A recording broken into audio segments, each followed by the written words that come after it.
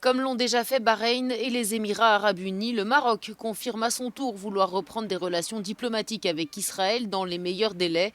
Mais Rabat de préciser qu'il ne s'agit pas d'une reconnaissance de l'État hébreu, même si des liens existent déjà depuis longtemps entre les deux pays.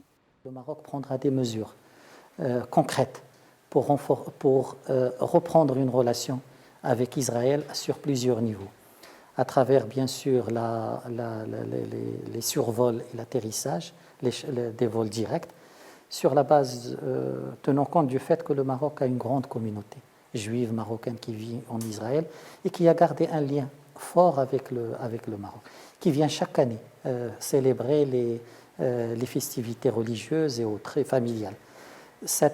Dorénavant, il y aura des vols directs entre le Maroc et Israël. Un bureau de liaison a été ouvert en 1994 jusqu'en 2002. Il sera réouvert pour accompagner la dynamique économique et de la coopération technologique entre les deux pays. La communauté juive d'origine marocaine en Israël compte environ 700 000 personnes qui reviennent régulièrement au Maroc pour cet étudiant. Cette annonce est donc plutôt légitime. Le Maroc avait des relations avec Israël auparavant, dit-il. Les Marocains juifs viennent dans la ville d'Essaouira pour passer des vacances librement, sans être dérangés parce qu'ils sont marocains.